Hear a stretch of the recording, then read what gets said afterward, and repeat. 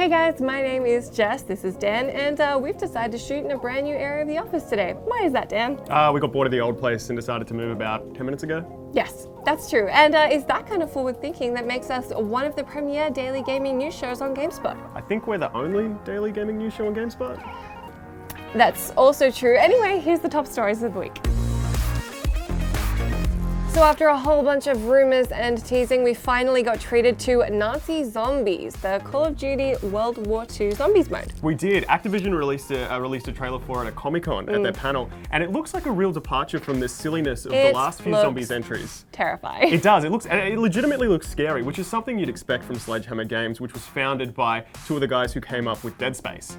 So it's the same as the usual zombies. It's 4 zombie hunters surviving hordes of zombies in no doubt intricate maps that just get more and more secrets as it goes on, which is something that I think a lot of people don't know about zombies. It really has progressed from a simple horde-based defense mode to this insane, almost raid-like game. Yeah. And I find it really interesting, and I'm really excited about this. What do you think, Jeff? Yeah, I mean, hopefully they're continuing to innovate with it, and we do see something progressively more interesting in a gameplay and story sense. Nazi Zombies is coming out with Call of Duty World War II on November 3rd for PC, PS4, and Xbox One, and you can sign up for the beta by pre-ordering, and if you do that, you can get into the beta, which is on August 25th, so Cool. Go do it. Or not. Do whatever you want. I'm not your dad. Speaking of betas, we've been playing a bunch of the Destiny 2 beta this week, haven't we, Jess? We have. It's a pretty small beta than I think people might expect, but it's open right now for everybody on PS4 and Xbox One, so you can go see for yourself.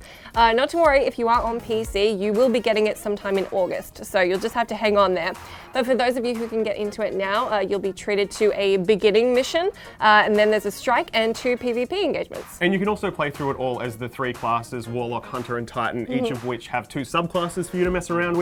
And there's been some changes that'll be immediately apparent to returning players. So stuff like the Hunter can now dodge, the Titan can put up a shield barrier thing that you can duck behind, and the Warlock has a pillar of light that can heal comrades or buff their weapons, which is pretty cool. The new social space, The Farm, is going to be open for 1 hour on July 23rd from 10 a.m. PT. So jump in there and you can kick around a soccer ball, befriend a chicken, which That's right. When is that in Australia, Dan? That's 3 a.m. 3 a.m. So I don't think we'll be playing. But you guys enjoy it for us.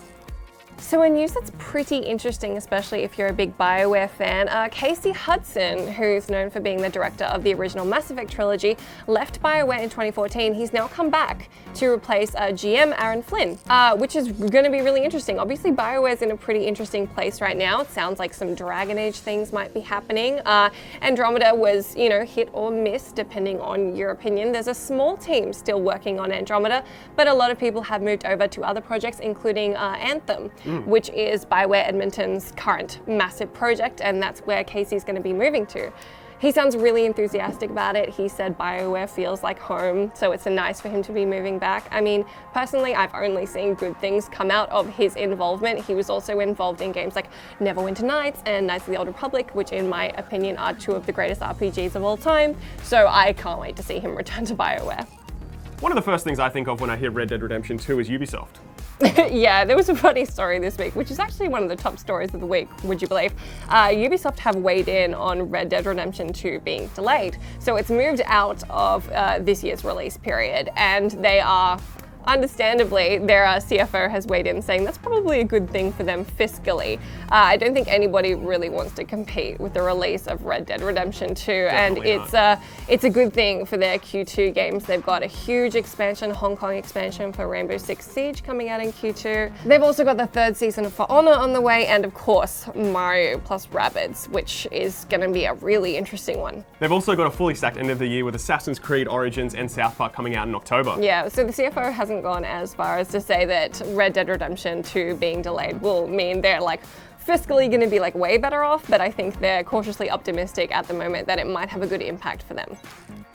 So obviously NES classics are going nuts on eBay for everybody who didn't quite pick them up, but there's also NES classic games that have been going for a small fortune, including this particular one, which went for more than 40 grand. It did. Stadium Events, a sealed copy of Stadium Events went for $44,977. And that is that's a staggering amount of money. I could buy a Tesla Model 3 for that. Stadium Events, for anyone who doesn't know, was released in 1987, and it was very, very limited release, and it came with something called the Family Fun Pad, which was like kind of like a dance pad that came out for PS2 for Dance Dance Revolution and stuff like that. It was like one of the first exercise games that ever came out for home consoles. The game was originally put up on eBay for auction, and then, as what usually happens with eBay, the dude who won didn't pay. It disappeared. So the seller decided to contact someone who was serious about it, and they paid the money for a factory sealed copy of that game. Man, that must have just been sitting in your garage for years or somewhere.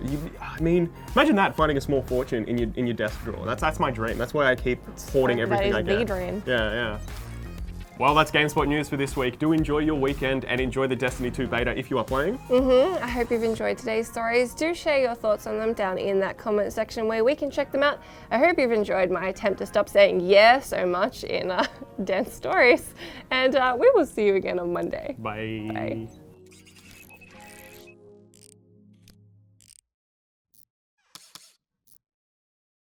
Did you know that the three models of Teslas were supposed to spell out sex, but then they didn't want to call it the Model E because that was trademarked by Ford. So Elon Musk went with 3. So just that's a little fun tidbit for you.